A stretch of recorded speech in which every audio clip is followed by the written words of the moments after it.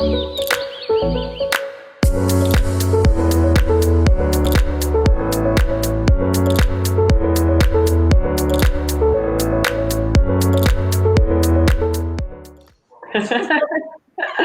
allez, on va commencer par vous. De toute façon, c'est vous que je vais interviewer. Donc, pour votre information, je suis avec quatre femmes qui étaient salariées, qui avaient des postes, qui étaient pas entrepreneuses et qui ont décidé de se lancer dans la franchise. Alors, on va commencer par Marion Brézan, qui aujourd'hui a rejoint Mon Monde à Moi. Bonjour, rebonjour Marion, et vous vous présenterez pour nous dire ce que vous faisiez avant.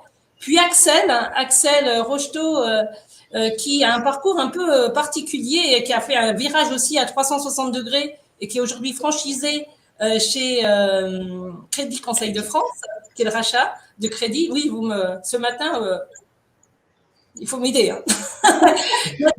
Corridon, que j'ai connu il n'y a pas longtemps et voilà, c'est une découverte, la franchise. Elle vous expliquera pourquoi. Rebonjour Natacha, qui est aujourd'hui franchisée chez Dom & Vie, qui est un spécialiste de l'adaptation du domicile pour les seniors. Et enfin, Nam Sen, qui nous a rejoint le réseau Ulysse, qui est un réseau de transport de personnes à mobilité réduite. Alors, comme vous êtes présente, je vous laisse vous présenter. Alors, je vais donner la parole à Marion. Marion, est-ce que vous pouvez nous parler de ce que vous faisiez avant et ce déclic qui a fait que vous aviez envie d'entreprendre avant de parler de franchise? Alors moi, j'ai une carrière exclusivement dans l'automobile. Donc, j'ai fait une école de commerce et ensuite, j'ai fait toute ma carrière jusqu'à il y a quelques mois dans l'automobile, donc directrice de concession, directrice marketing, ce genre de poste. Et puis un jour, j'ai senti que voilà, je trouvais plus que ce que j'attendais dans mon métier, dans ma profession. J'avais besoin vraiment de quelque chose et j'avais vraiment envie d'entreprendre. Alors, j'ai commencé à me renseigner. À gauche, à droite, j'étais très attirée par le milieu de l'enfance et je suis tombée sur Mon Monde à Moi. Et avec toutes les questions, les interrogations de quitter un super job, hein, il faut quand même le dire, quelque chose qui fonctionnait très bien, j'avais aucun problème particulier. Mais voilà, j'ai vraiment eu besoin de faire cette démarche. Et finalement, ce qui m'a rassurée, c'est de pas me lancer toute seule. Parce qu'avec le système, donc là, on n'est pas tout à fait dans de la franchise, on est dans de l'achat de licence, mais ça me permettait d'avoir l'expertise d'une franchise, d'un nom, de quelque chose de connu dans le domaine. Et moi, ça m'a beaucoup aidé, ça m'a beaucoup rassurée. Et en discutant donc avec Catherine, j'ai eu confiance et je me suis lancée.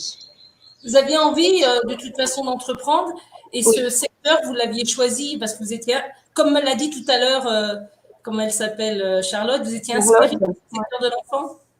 Oui, c'est quelque chose alors qui n'avait absolument rien à voir avec mon domaine, ni d'études, ni de prédilection, ni de rien du tout. Mais ça faisait quelques années où je me disais, voilà, c'est vraiment si je devais me reconvertir dans quelque chose, ce serait dans le domaine de la petite enfance.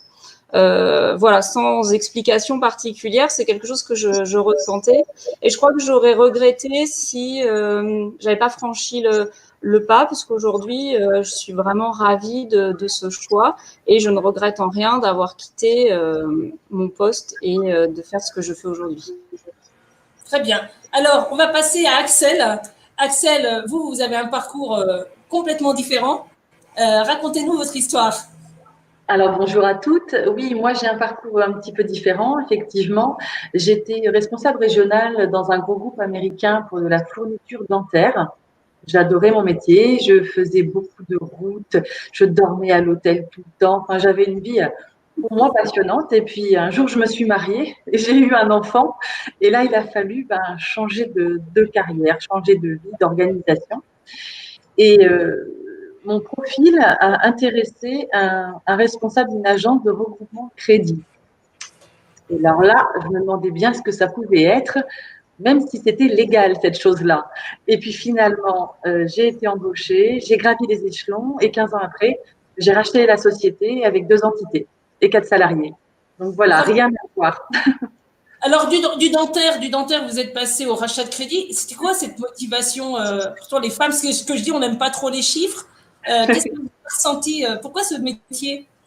Parce que ce métier, en fait, il est bien plus complet qu'on ne l'imagine. Déjà, il y a une approche commerciale que je maîtrisais bien dans le dentaire, puisque j'accompagnais des commerciaux médicaux, on vendait de la fourniture, des techniques dentaires, donc c'est quelque chose que je maîtrisais bien, organiser des tournées, gérer un portefeuille d'apporteurs ou de clients, ça je savais faire. Je l'ai retrouvé dans le rachat de crédit. Et de l'autre côté, il y avait le côté humain, d'accompagner des gens, leur trouver des solutions qui est extrêmement satisfaisant. Je trouve que les femmes, on a une notion de l'empathie qui est très développée, et ça me comblait de ce côté-là. Et puis les chiffres, non, on arrive à les dompter, on apprend des techniques, on est très rigoureux, très scolaire, et ça me correspond bien aussi. Donc, finalement, je m'épanouis beaucoup dans ce domaine qui m'était complètement inconnu avant. Alors, on enchaîne avec Natacha Corrignon. Excusez-moi, j'ai fait une faute, Natacha, sur votre nom. Merci de m'avoir laissé un SMS. Vive la technologie. Alors, Natacha, il n'y a pas longtemps qu'on se connaît. Racontez-nous votre déclic et votre parcours qui ressemble un peu, quelque part, à Axel au départ. Ras-le-bol des voyages, des hôtels. Oui, c'est effectivement. Donc, bonjour à toutes et tous, s'il y a quelques hommes qui Ah oui, c'est vrai, oui, il peut y avoir des hommes, bien sûr. On ne sait jamais. Alors, moi, j'étais commerciale à l'international sur les zones plutôt germanophones. Donc, Suisse, Autriche, Allemagne, et je vendais des ingrédients naturels donc aux industries pour fabriquer des compléments alimentaires, des boissons, etc. Et suite à une rupture conventionnelle en fin d'année 2019, je me suis dit, bon, il va peut-être falloir que je me pose 2 minutes avant de retrouver un job, parce que vu mon expérience, les cabinets de recrutement m'avaient déjà appelé, sauf que l'Allemagne, c'est sympathique, il y a de la bière, on peut rouler vite en voiture si on aime, mais n'empêche que faire l'aller-retour chez le client en Allemagne dans la journée pour être chez soi le soir pour être avec les enfants, les miens ont 10 et 12 ans, donc ils sont encore un peu petits, c'est un petit peu compliqué, voilà. D'autant que mon cher et tendre époux est aussi directeur commercial à l'international, donc potentiellement pas là en même temps que moi. Donc je me suis dit, ok, il va falloir que je trouve quelque chose de plus sédentaire, sauf qu'en fait dans mon expérience ça n'existe pas. Et ou en tout cas pas à des niveaux de salaire ou de responsabilité qui m'auraient intéressé sur le long terme. Et c'est Pôle emploi qui m'a informé de en fait la rencontre un peu comme ce qu'on fait aujourd'hui, sauf que c'était en présentiel à la chambre de commerce de Vaucluse. Et alors j'y suis allée parce que quelque part le principe de la franchise déjà m'intéressait. Mais alors franchement, j'y suis allée pas à reculons, mais en me disant je vais voir, mais voilà quoi. Et en fait, vous avez vu. Vous avez vu. Voilà. En fait, Doméville m'a tapé dans l'œil. Je me suis dit ah ouais, ça c'est bien. C'est le Vaucluse, même si je suis à l'autre bout du Vaucluse. Pour ceux qui connaissent, au pire, j'ai 50 km à faire, donc en 1 heure je suis rentrée chez moi. Même si j'ai un rendez-vous à 8 heures du soir, je serai là pour passer la nuit avec mes enfants et surtout dans un secteur porteur et qui m'intéressait parce que moi, tout au long de mon parcours, même si j'étais en B2B, donc plutôt pas la vente aux particuliers, j'ai toujours donné une dimension, on va dire, beaucoup d'affect dans mon travail et beaucoup d'assistance à mes clients. Alors pour tout et n'importe quoi. Et je me suis dit, en fait, c'est ça que j'aime faire et aider les seniors ou les personnes à mobilité réduite à trouver des solutions pour pouvoir vivre bien chez eux. Ça me bottait. Voilà, ça m'a botté et j'ai profité du confinement pour avancer. Ah, très bien. Alors, la dernière bonne transition avec Mamsen, à vous. On est aussi dans l'aide et en fin de compte, vous allez voir si faites un résumé de toutes ces personnes. Qu'est-ce qu'elles cherchent, les femmes? Et si vous me contredisez, dites-le moi. C'est du conseil, de l'écoute, du relationnel et de l'aide, faire un métier utile. Alors, Man, vous, c'est votre cas. Votre parcours est particulier. Exactement. Bon, déjà, bonjour tout le monde. C'est vrai que je suis un petit peu dans le même domaine alors la personne qui a parlé juste avant, excusez-moi, j'ai pas noté de Natacha. Parce que je fais du transport de personnes à mobilité réduite et dans cette catégorie-là, il y a aussi des personnes âgées et je vois que elles font souvent des travaux chez elles pour améliorer leur quotidien et pouvoir se déplacer chez elles. Alors moi, pour ma part, j'ai un parcours juridique, plus précisément en droit social. Et si vous voulez, je me suis lancée dans l'entrepreneuriat en partant d'un constat. C'est que en fait, dans mon ancien travail, alors je travaillais au SAMU social de Paris, donc pour faire court, on cherchait en fait et on proposait des solutions d'hébergement pour les personnes qui étaient à la rue. Et un jour, on a un cas d'une personne qui est à mobilité réduite et pour laquelle on n'a pas pu proposer de solution parce que nos véhicules n'étaient pas adaptés pour installer la personne dans le véhicule et l'accompagner à l'hébergement.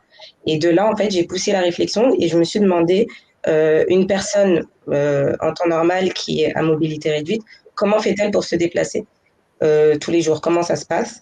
Et à partir de là, j'ai vu que effectivement, il y avait un problème de transport en France, qui m'a pas mal étonnée parce que je pensais qu'on était voilà, on parle de la France, 5e puissance mondiale. On s'est dit bon, on est quand même bien avancé sur le transport.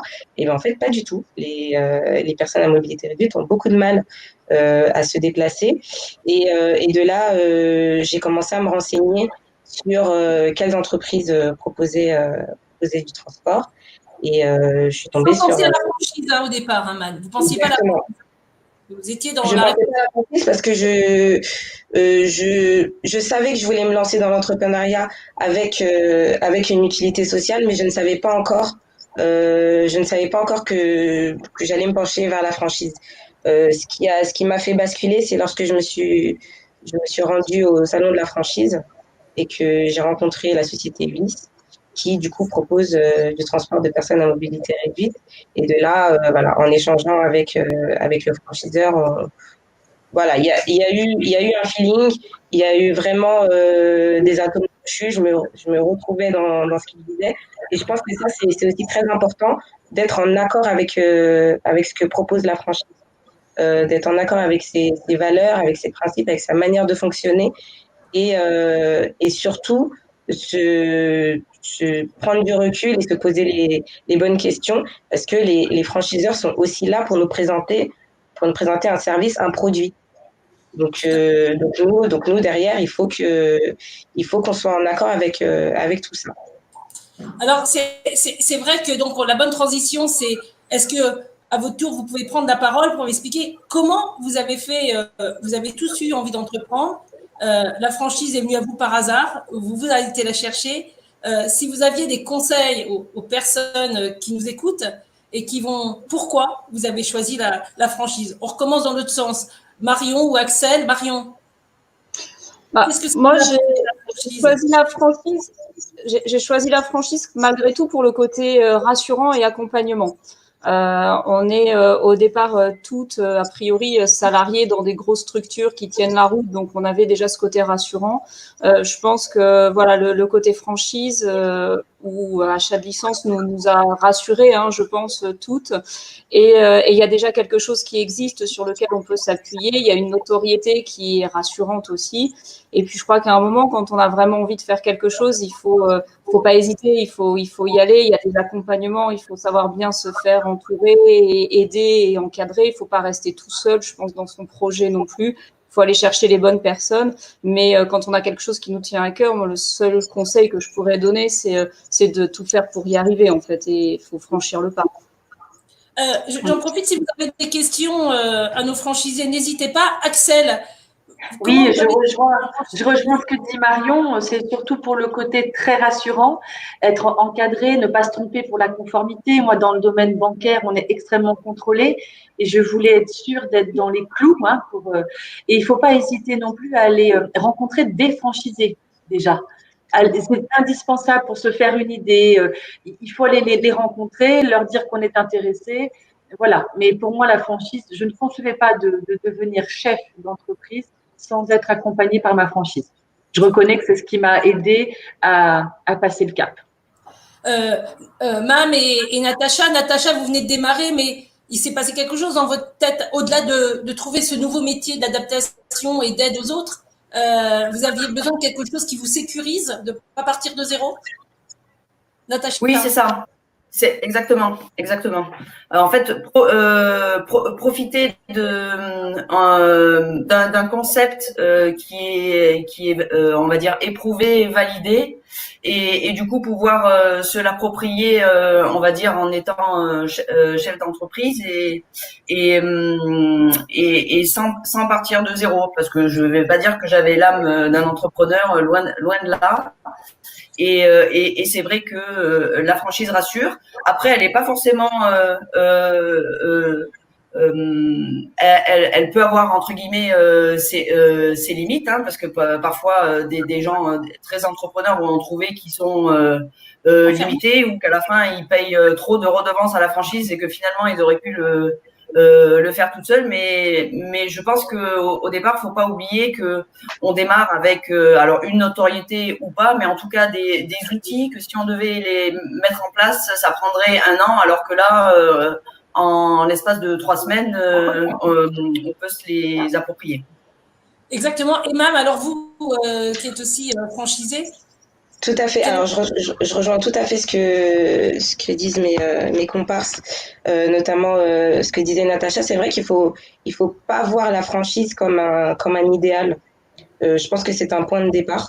Ça nous permet d'être accompagné, mais aussi de garder son indépendance et ce que je disais tout à l'heure. Donc vraiment prendre du recul, c'est-à-dire prendre en compte tous les sacrifices qu'on va faire. Alors quand je parle de sacrifices, autant sacrifices personnels, mais sacrifices aussi pécuniaires. Parce qu'on va mettre de l'argent sur la table, faut pas l'oublier ça. On nous vend un produit, donc on met de l'argent sur la table. Et ça, il faut vraiment se poser les bonnes questions et en amont bien préparer cette entrée dans l'entrepreneuriat.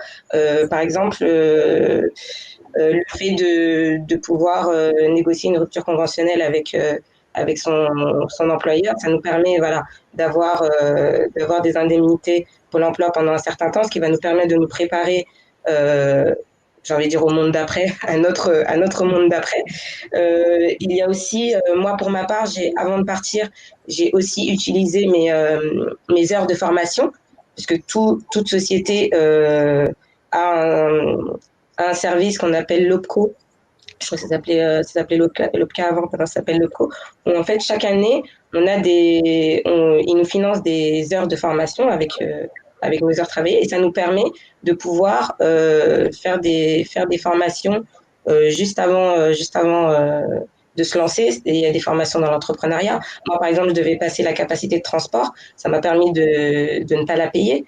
Elle coûte quand même un peu plus de 2 000 €, donc c'est pas négligeable. Donc vraiment, prendre tous les outils, se renseigner, parce qu'il y a plein d'organismes qui aident à monter les business plans, qui aident à passer des formations, qui aident à se lancer dans l'entrepreneuriat. Donc voilà, ne pas négliger tout ça.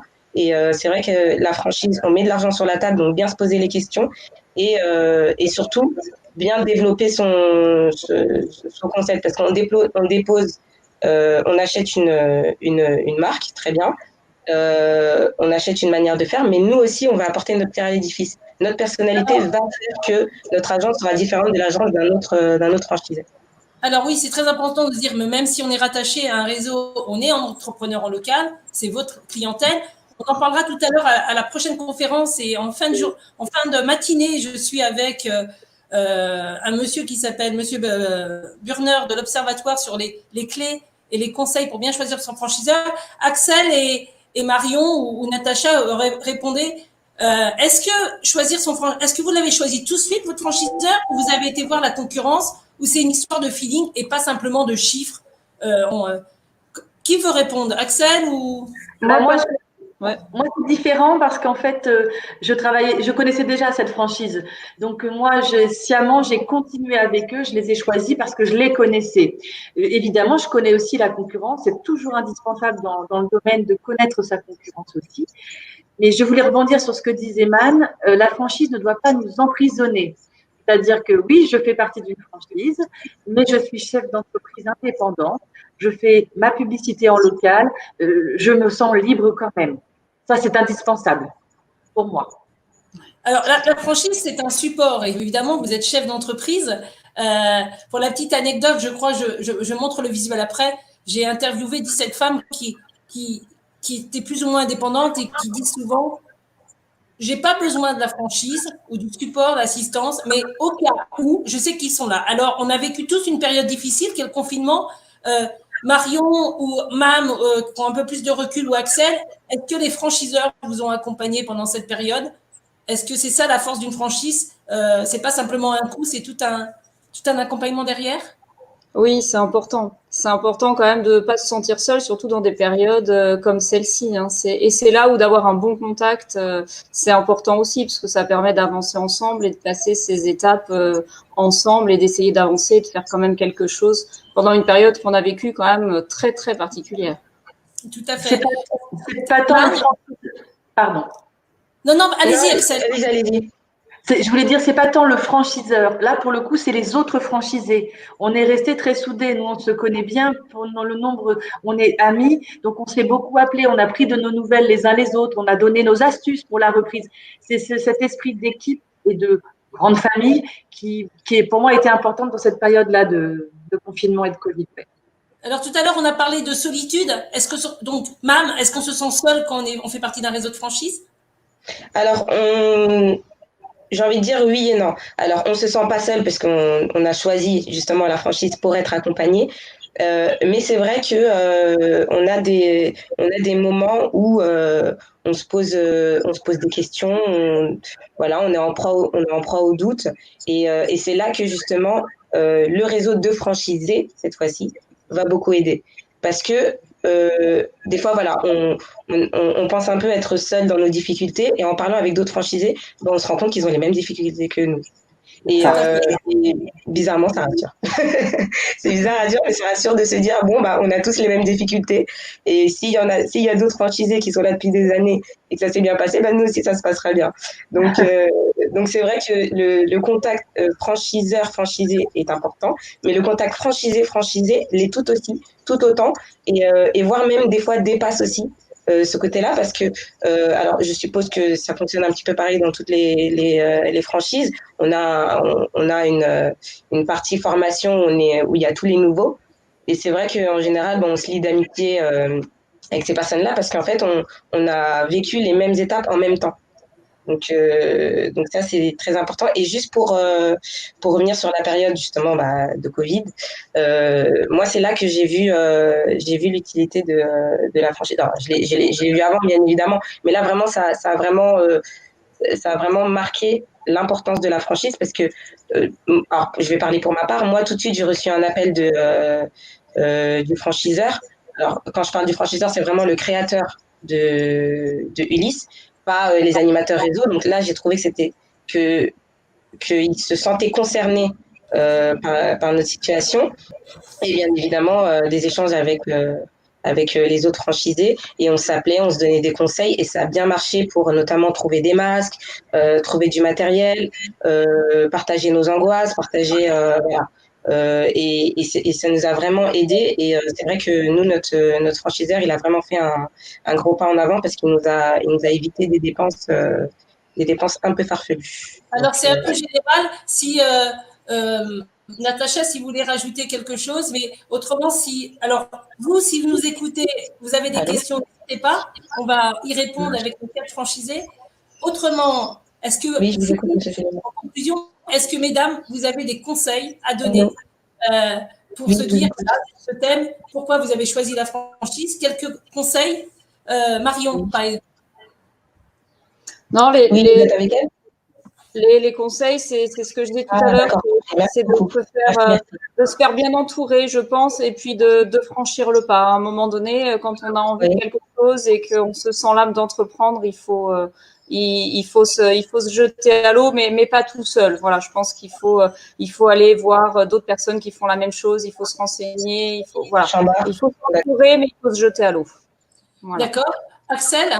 Complètement d'accord avec ce que vient de dire Marion, mais je pense qu'après, c'est en nous. Donc, une fois qu'on s'est bien renseigné, qu'on a pesé le pour et le contre, et ben, faut y aller. Il faut y aller et en général, ça se passe bien. Natacha?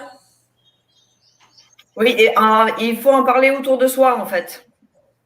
En parler autour de soi à ses amis, au beau-père, à je ne sais qui, des gens qui sont plus ou moins dans le domaine ou pas, et surtout appeler d'autres franchisés qui vous sont pas donnés forcément par le franchiseur. Exactement. Mam, est-ce que vous avez un conseil à donner aux personnes qui peut-être pourraient penser à la franchise ou à l'entrepreneuriat? Alors, on a rigolé sur sur la dernière phrase de Natacha, c'est tout à fait ça. Et même, j'irai même plus loin. Moi, j'ai demandé à avoir la liste des franchisés qui sont sortis de la franchise les 5 dernières années et les raisons. Et j'ai vérifié derrière. Donc ça, il faut vraiment voir, voilà, on rentre dans un concept, il y a du positif, très bien, mais il y a aussi, il peut y avoir aussi du négatif et c'est bien de savoir pourquoi, parce que c'est bien de savoir dans quoi on se lance et pour quelles raisons. Donc moi, ce que je dirais, c'est que déjà, il n'y a pas d'âge pour se lancer.